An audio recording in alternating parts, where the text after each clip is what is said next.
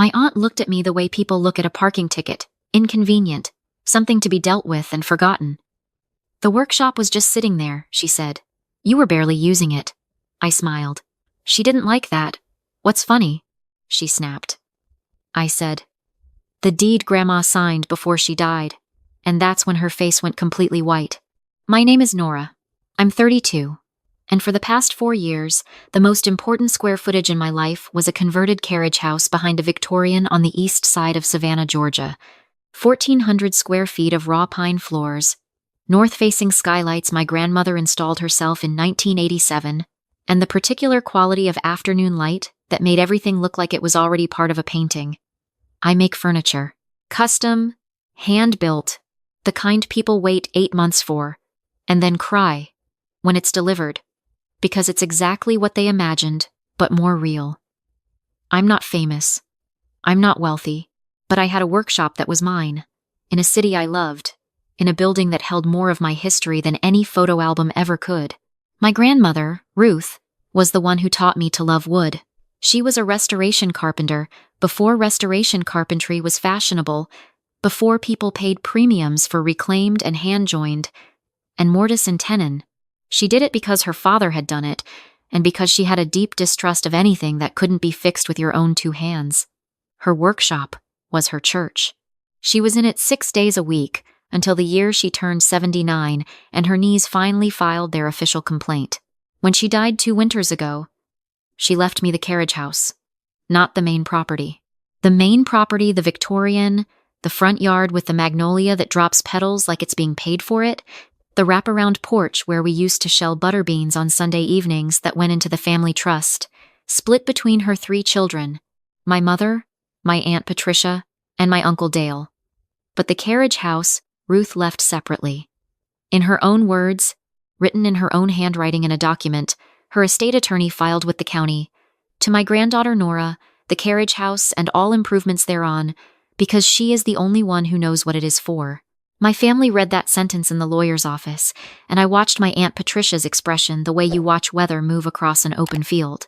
Something gathered behind her eyes, dark and deliberate, and then she smiled and said how lovely.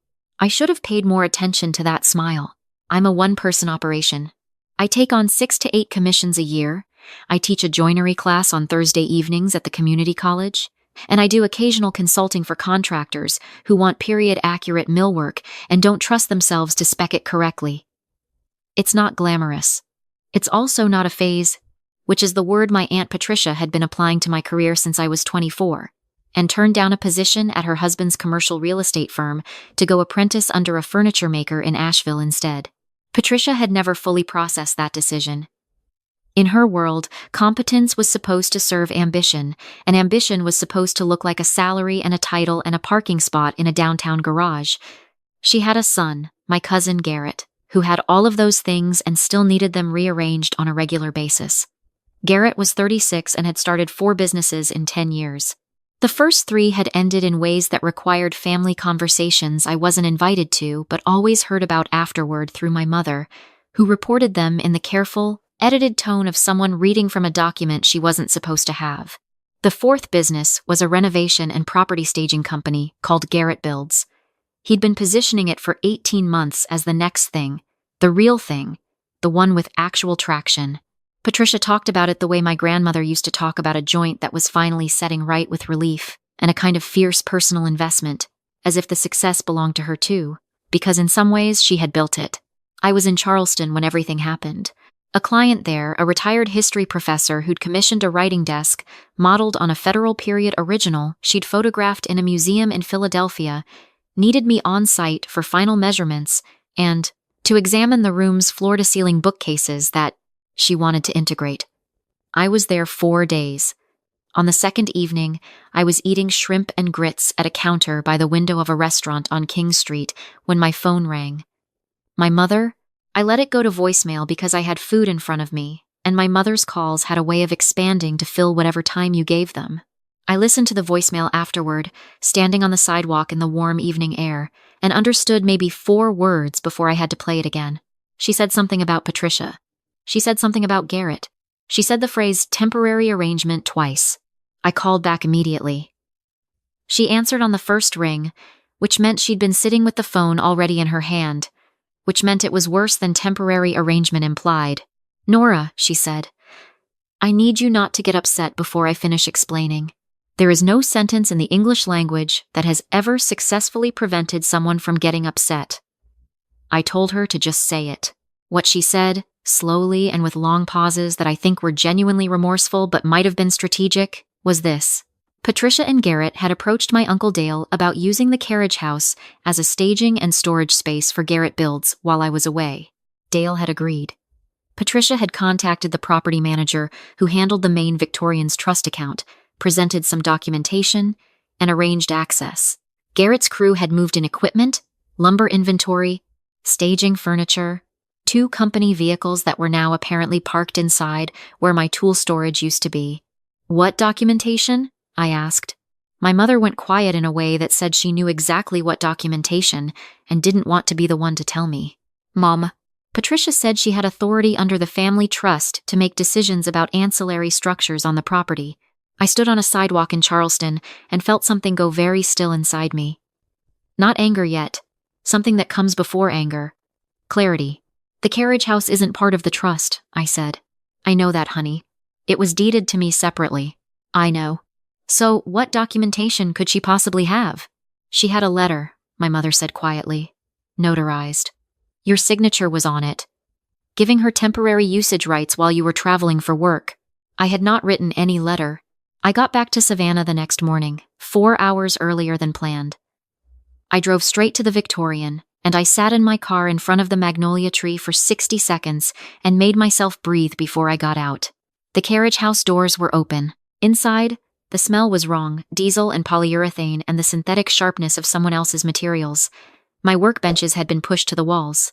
My grandmother's tool cabinet, a piece she'd built herself, oak and cherry, with hand-cut dovetails on the drawer fronts, was shoved into the far corner with a tarp thrown over it.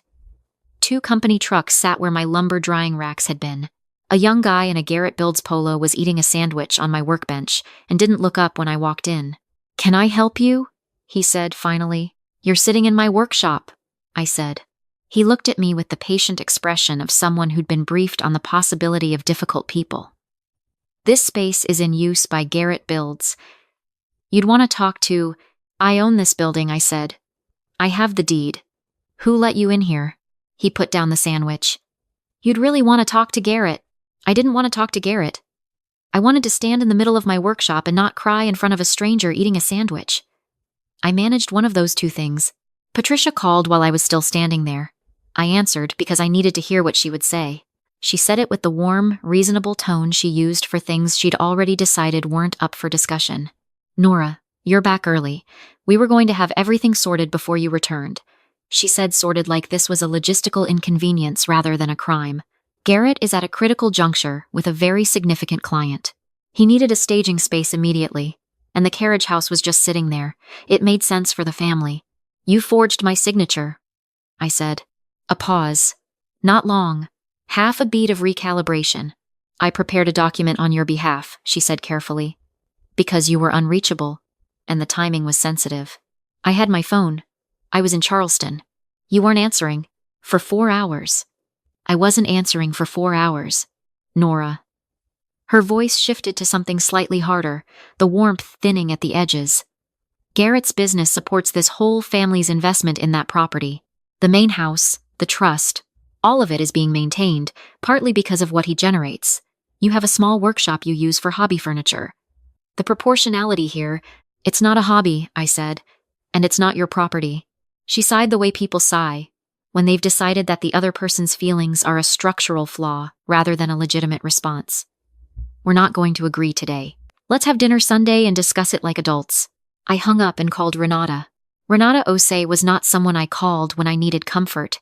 I called her when I needed someone who operated entirely in the currency of documented fact and would not allow me to spiral into emotion when precision was what the moment required. We'd met 3 years ago when she handled the estate paperwork for a client of mine who'd commissioned a dining table and then died before it was finished. A complicated situation that Renata navigated with such clean efficiency that I'd saved her number under call if the world breaks. She was an estate and property attorney. She had the particular gift of making legal realities feel inevitable rather than frightening. She answered on the second ring. "Tell me what happened," she said, before I'd said anything beyond her name, because she already knew from my voice that something had. I told her everything. She listened without interrupting, which was how I knew she was already working. "Send me your deed," she said.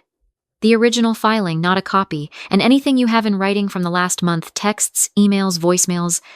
My mother has a voicemail that might be relevant. Get it from her. Come to my office tomorrow at 9. Renata's office smelled like coffee and old paper, and the particular stillness of a place where consequential things happened quietly. She'd read everything by the time I arrived. She had the deed on her desk, the county recording stamps visible across the top, and she had printed something else, a document I hadn't sent her, which meant she'd pulled it herself. She pushed it across the desk. It was the notarized letter. My name at the top, my signature at the bottom. A clean, professional document granting Patricia Weston temporary use and access rights to the carriage house property for the period of 90 days for business purposes. I looked at my signature. It was close. Close enough that I could see what they'd worked from, probably something I'd signed on a family document years ago, traced or digitally replicated, with just enough inconsistency to look handwritten. But my name in my own handwriting has a specific characteristic. The loop on the N closes slightly early, a habit from learning cursive left-handed. The signature on this letter closed late. Whoever had copied it didn't know that. "That's not my signature," I said. "I know," Renata said. "I pulled your signature from the deed filing and from 2 other county documents. The construction is different. That's consistent with fabrication, not variation." She let me sit with that for a moment. Then she did something my family had never once done in 32 years. She told me exactly what my options were and exactly what each one would cost. And then she waited for me to decide. "The deed is unambiguous," she said. "The carriage house is yours. The letter is not valid authority because you didn't write it. And because even if you had, a notarized letter doesn't supersede a recorded deed. Patricia cannot grant usage rights to a property she doesn't own. Garrett's presence in that space is trespassing. What about the forged signature?" Renata's expression stayed level. "That's a separate matter. That's potentially criminal fraud and forgery. I can't pursue that as your property attorney, but I can document it and refer it. The question is, how far you want to take this." I thought about the letter, about the phrase "prepared a document on your behalf," about the carefully modulated reasonableness in Patricia's voice, the way she'd described my work as hobby furniture, the way she'd explained her son's runway as a legitimate claim on my space, my tools, my grandmother's cabinet shoved into a corner with a tarp over it, like something that didn't matter. "All the way," I said. Renata filed a demand letter that afternoon. Cease of access, removal of all Garrett Build's property and personnel from the carriage house within 72 hours, preservation of all documentation related to the notarized letter, and formal notice that any damage to fixtures, tools, or structures within the property during Garrett's occupancy would be subject to damages claims. She also referred the signature matter to a colleague who handled civil fraud and a separate contact at the district attorney's office who handled forgery. My phone started ringing at 4 that afternoon. Patricia first, then Garrett, then my Uncle Dale, then Patricia again.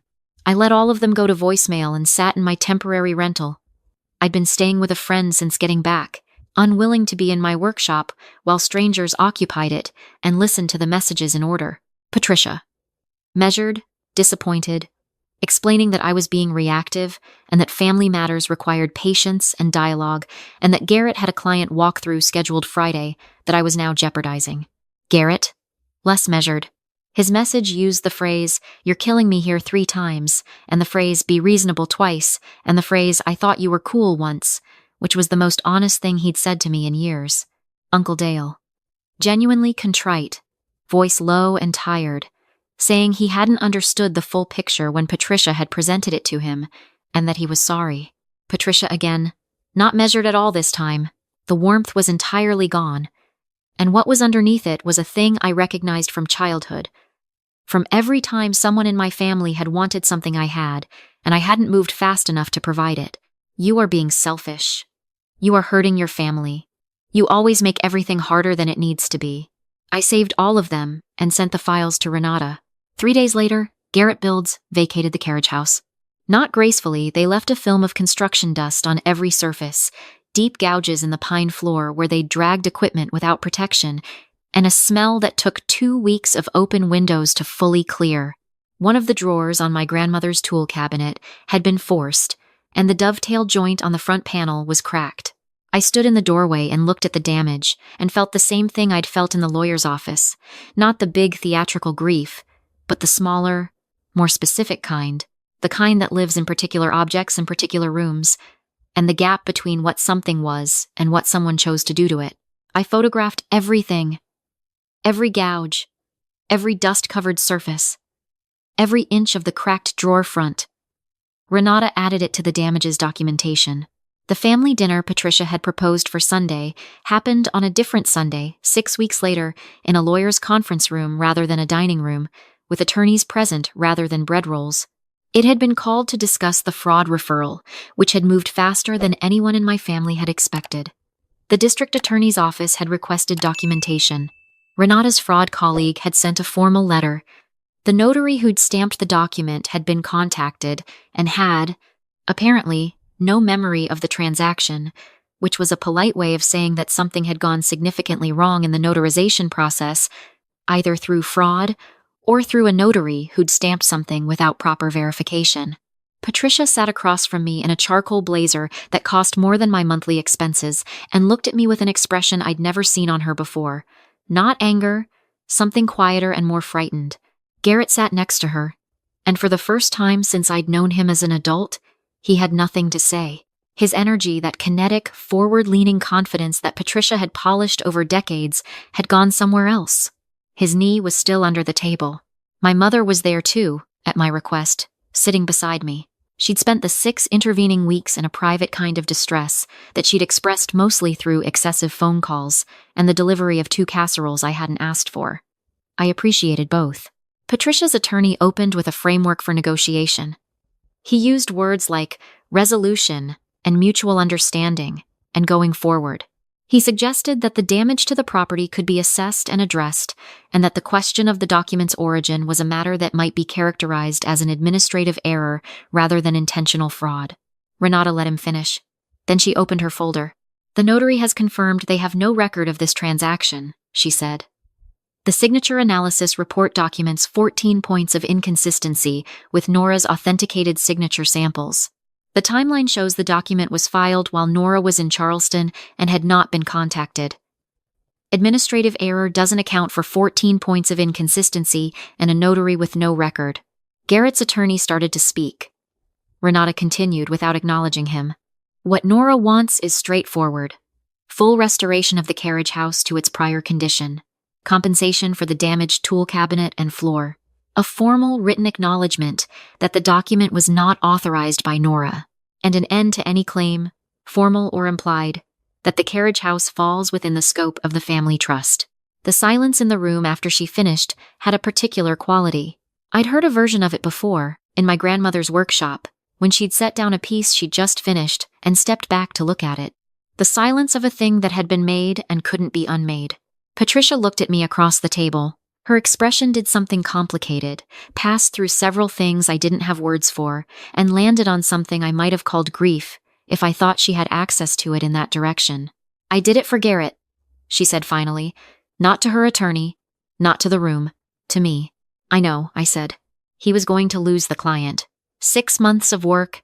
"I know," I said again. "You weren't even using it." Her voice had gone quiet, stripped of its professional finish. "You were gone. It was just sitting there." I looked at her carefully, the way my grandmother had taught me to look at a piece of wood, not for what you wanted it to be, but for what it actually was, grain and all. "You didn't ask me," I said. "That's the whole thing, Patricia. You didn't ask." She had no answer for that. Garrett stared at the table. My Uncle Dale, who'd been sitting at the far end of the room like a man serving a quiet sentence, rubbed his face with both hands. The agreement was signed 6 weeks after that. Full restoration costs, damages for the cabinet and floor, the formal written acknowledgement.